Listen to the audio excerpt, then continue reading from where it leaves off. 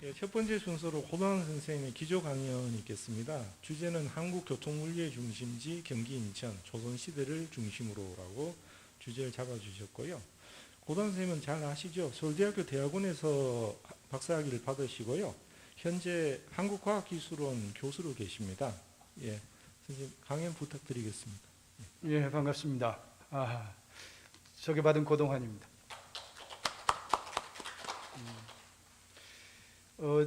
오늘 그 주제가 한국의 교통물류 중심지 경기 인천이라고 하는 주제인데요. 이 고대로부터 시작해서 뭐 현대에 이르기까지 한 10개의 발표가 이렇게 이어지는 것 같습니다. 저도 이렇게 한국역사연구회 회장을 역임한 적이 있는데, 이러한 주제들을 정근대, 고대부터 이렇게 현대까지 쭉 10개의 발표를 이렇게 조직할 수 있는 학회가 우리나라에서 지금 한여 개밖에 없지 않겠는가, 이런 생각을 해봅니다. 그만큼 상당히 우리 한여견이 성장을 했고, 나가서는 이 학문적으로도 많이 어떤 한국 역사에서 어떤 중심의 역할을 그대로 하고 있다, 이런 느낌을 먼저 받았습니다. 오늘 기조 강연, 저희 강연을 포함해서 10개의 발표가 이루어지기 때문에 유튜브로 시청하시는 분들 꽤 많이 힘드실 거라고 생각이 됩니다. 좀 더 효율적으로 이렇게 진행이 돼서 많은 참여 이렇게 먼저 부탁드리겠습니다.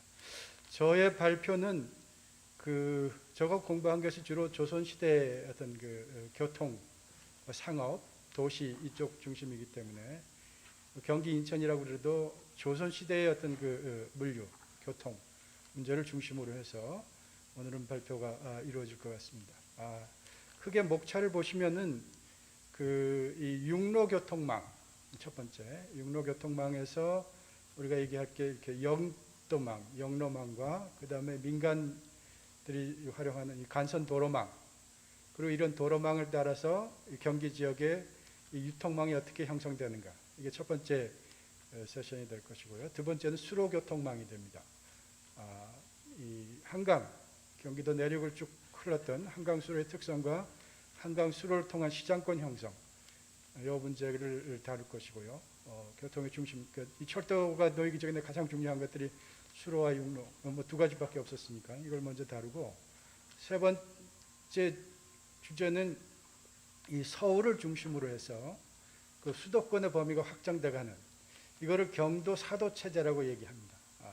이 정조 말년에 개성과 강화, 그 다음에 수원, 광주, 이 네 개가 유습으로 이렇게 형성이 돼서 서울과 아주 긴밀한 영향력을 형성합니다. 그러면서 이 경도 사도의 어떤 공간적 범위는 오늘날까지 어떤 수도권의 어떤 범위로 확정됩니다. 오늘날 수도권의 범위는 18세기 말에 이미 확정됐다고 봐도 될 겁니다.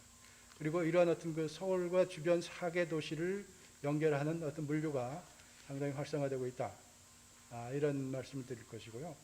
마지막에 부분은 이 철도 개통 이후에 우리가 아까도 인천문화재단의 대표이사님께서 말씀하셨지만은 인천 개항 이후에 서울과의 어떤 물류가 상당히 활성화됩니다. 이 철도와 더불어서 전통적인 수은의 어떤 이 물류 관계가 어떻게 변모하는지를 마지막 5장에서 다룰 생각입니다. 그러면 먼저 머릿말에 보면은 이 교통망이라고 하는 것은 제가 전근대 교통사라고 하는 책을 하나 낸 적이 있는데요. 이 자연 조건과 더불어서 정치 체제에서 규정되는 게 본질입니다. 그리고 이 육상 교통을 구획하는 힘은 다른 무엇보다도 국가 권력이 가장 강력합니다. 그렇기 때문에 고대로부터 계속 수도 중심의 교통망이 상당히 강력하게 이렇게 펼쳐져 있었어요.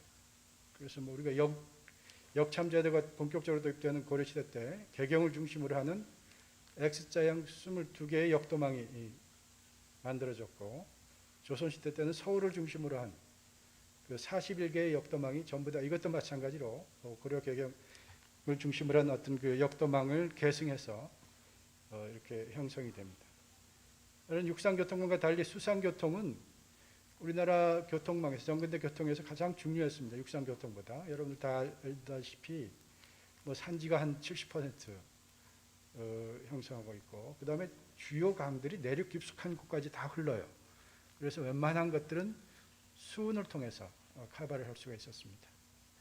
그러니까 이런 그 육상과 수상교통망은 결국엔 수도 중심의 통합성을 강화시켰지만은 지방 간의 어떤 교류를 촉진하는데 상당히 좀 장애 요인이 됐다, 이렇게 볼 수가 있습니다. 지금도 우리가 지금 뭐 영호남 간의 교류, 뭐 달빛이 어떻고 뭐 이렇게 얘기하는데 이게 전통사회에서도 마찬가지였어요.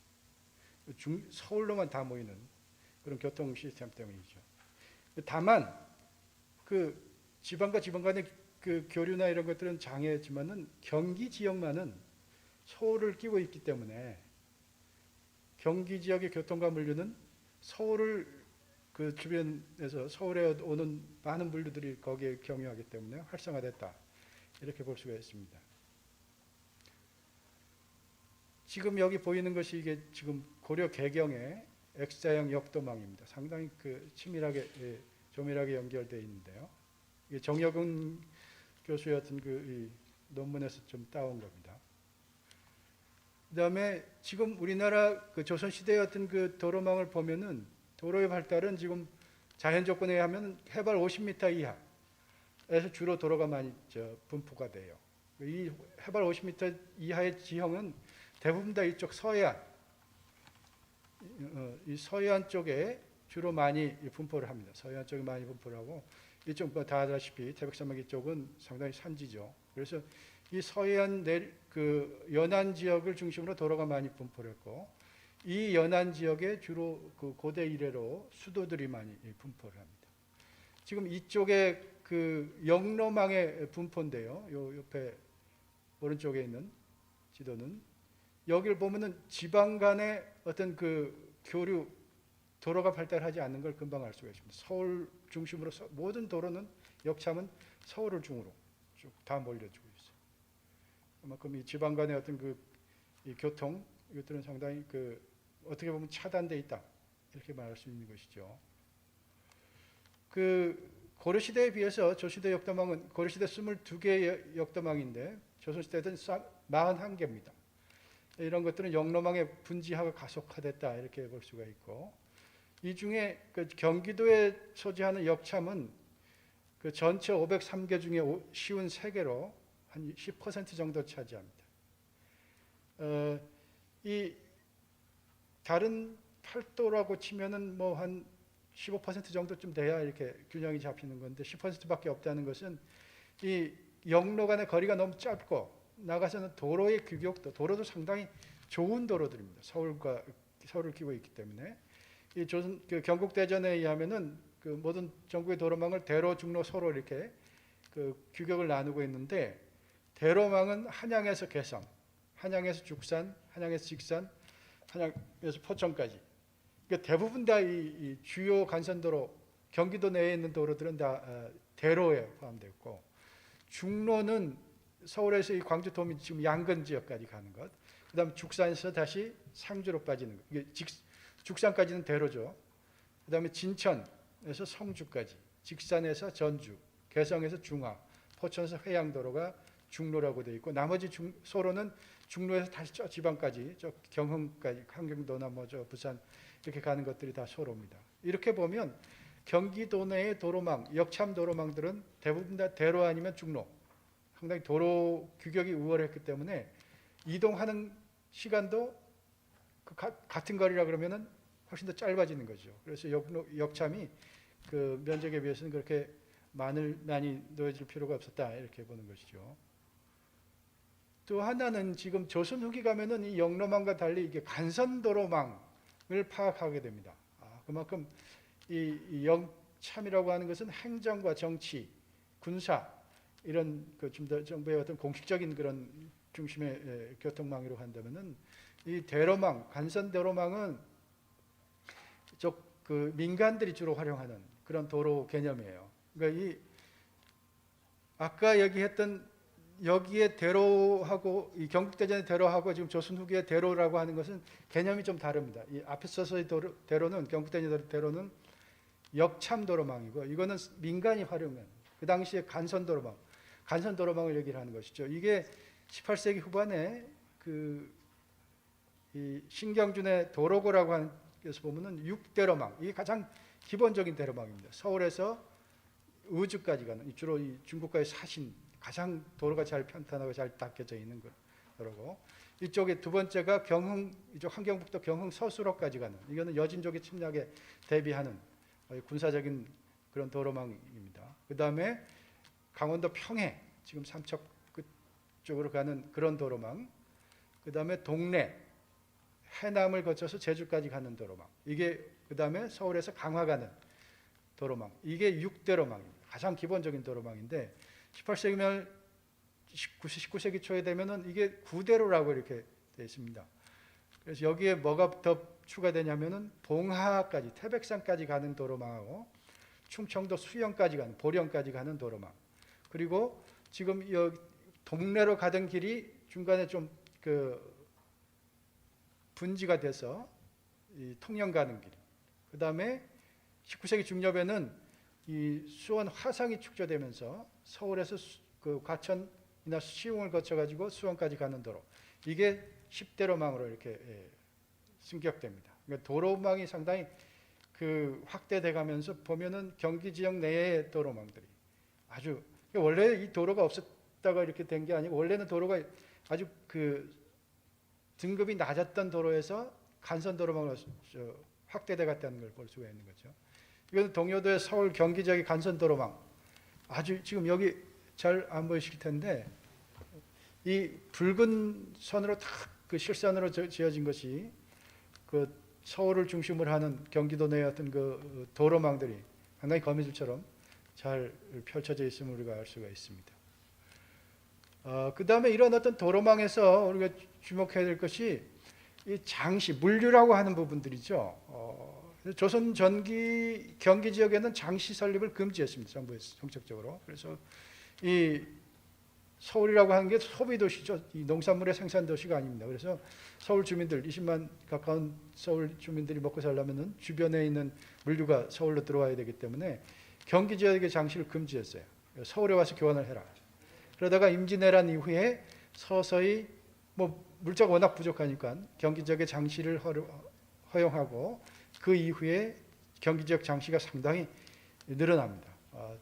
한 1000여 개 정도 18세기 말 19세기 초에 1000여 개 정도 있는데 그 중에 한 100여 개가 경기도에 분포합니다.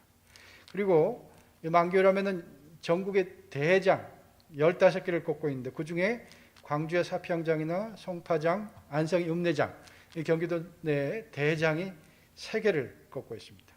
이러한 어떤 경기도 내 대장은 서울시장을 배경으로 해서 물류의 중심으로 성장했다는 것이고, 또 하나는 이 점막이라고 하는 이거 숙박시설들이죠.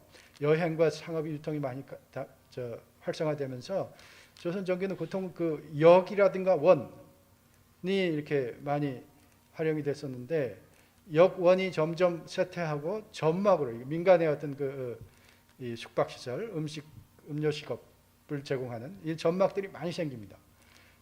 근데 이런 점막들에 많은 상인들이 모여들고 거기서 머물고 그러니까 여기가 장시로 변화하는 게 많습니다. 그래서 이 양주의 노원점, 다시 얘기를 하겠습니다만, 그런 포천의 송우점, 이런 점이라고 쭉 지명이 나오던 것들이 나중에는 19세기 되면은 다 장으로 바뀌어요. 송우장.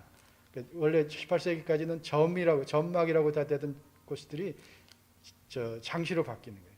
이 점막이 장시로 바뀌는 것은 성격이 조금 달라요. 농촌 장시라고 하는 것이 우리가 일반적으로 농민들의 어떤 잉여 생산물의 어떤 교환의 장, 저게 먹고 남는 것들을 교환하는 그런 식으로 일반적으로 얘기됐는데, 이 같은 농촌에 있는 장시지만 점막이 장시하는 것은 중개 유통의 어떤 장입니다.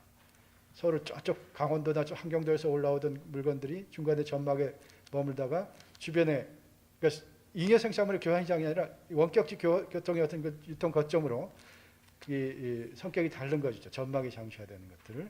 이런 것들이 경기도 지역 내에 상당히 많이 생긴다. 이렇게 볼 수가 있어요. 그 다음에 수로교통망을 보겠는데요. 뭐 다들 아시는 얘기지만 박제가는 그런 얘기를 해요. 뭐 100대의 수레 싣는 것보다는 한 척의 배에 싣는 거 훨씬 못하며, 그러니까 100대의 수레 싣는 것은 한 척의 배에 싣는 것보다 못하며 육로로 천리 가는 것보다는 배로 말리 가는 게 훨씬 편하다. 그러니까 장사하는 사람들은 당연히 수로를 귀하게 여긴다는 거예요.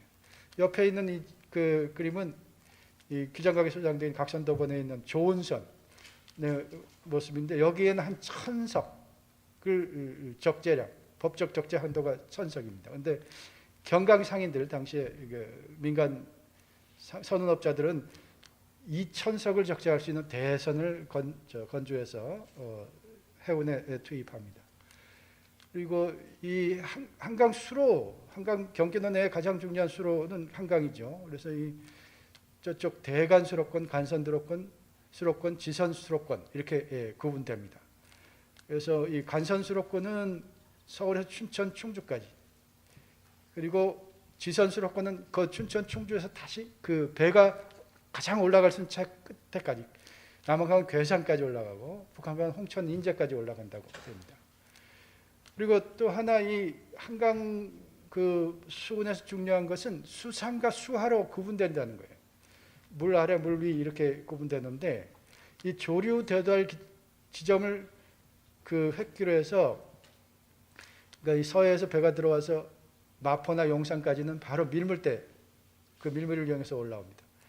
다시 저 충주라든가 여주라든가 이쪽 춘천까지 올라가려면은 수하선에서 바로 올라갈 수가 없어요. 그래서 수상선으로 배를 갈아타야 됩니다. 그러니까 수상수하가 그렇게 상당히 중요해요. 그러니까 수상선과 수하선은 완전히 구조가 다르기 때문에 수하선은 수상 지역을 운항하지 못했습니다. 그래서 용산, 마포 이런 지역이 발달하고, 이게 바로 뭐 서울의 어떤 물품의 이 반입처죠. 그게 성장할 수 있었던 이유는 이 조선 전기에는 이 조류가 한남대교, 지금 한강진이라고 그러는데 거기까지 올라왔어요.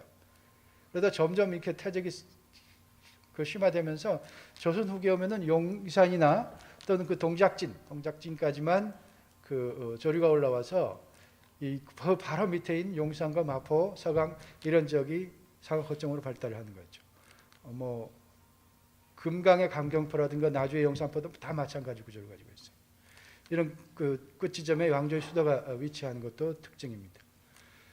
이런 한강 수로들을 통해서 시장권이 형성이 되는데, 이 한눈으로 보여주는 것이 경강부 임진도라고 하는 규장각 소장의 지도입니다. 이쪽 북한강, 이쪽 춘천의 우두천부터 여기 여주, 충주까지 올라가는 남한강 줄기들 쭉 가고, 여기 뭐 뚝섬이 있죠. 뚝섬이 있고 여기 뭐 중랑천이 흐르고, 그래서 이 한강 하류로 가서 이게 임진강까지 쭉 연결되는, 연창까지 연결되고 있는 이게 다 하나의 어떤 수로를 통한 시장권이라고 하는 것이고, 이 밑에 적은 인용문은 이중환이 쓴 탱리지에 아주 이 지도에 나온 내용 지명이 그대로 나와요. 다 이게 외상으로, 이 장사배가 외상으로 거래하는 곳이다. 이게 하나의 어떤 단일한 시장권이라고 하는 것을 보여주는 것이죠.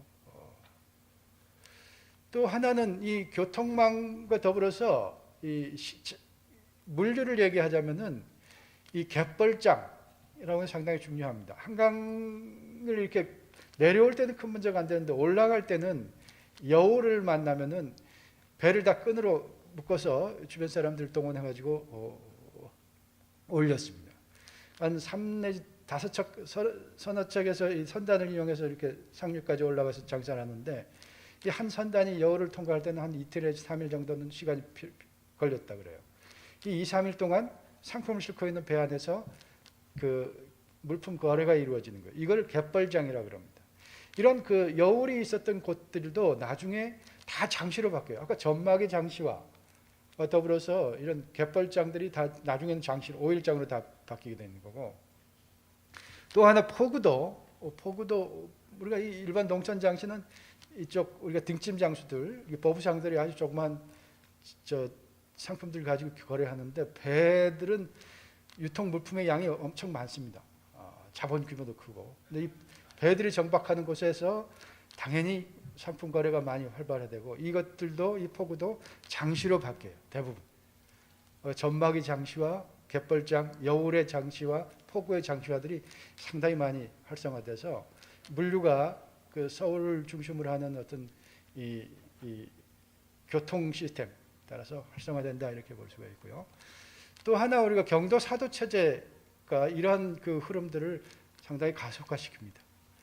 사도라고 하는 것은 네 개의 그 도라고 하는 건데 이 개성, 강화, 수원, 광주. 수원이 화성을 축조로 강화는 개성은 조선 초기부터 옛날 구도였기 때문에 개성 요사로 설치해서 이 유수라고 하는 것은 지방에 얻는 관찰사하고 비슷하지만 경직이라고 하는 서울에 있는 관직으로 이렇게 임명을 해요. 개성 유수가 되는 것이고 강화부도 그 유수부로 정묘혈환 이런 1627년에 그 유수부로 바뀌고 수원은 수원 화성 축조를 계기로 해서 그 유수부로 바뀌고 광주도 그 이틀 2년 후에 유수부로 승격해서 사도 체제가 만들어집니다. 그래서 이제 행정명령은 경도, 사도, 팔도에 무슨 유놈을 매년 1월 1일 날 권능 유놈이 다 내려갔는데 그 경도, 사도, 팔도라고 하듯 단위가 그렇게 나눕니다.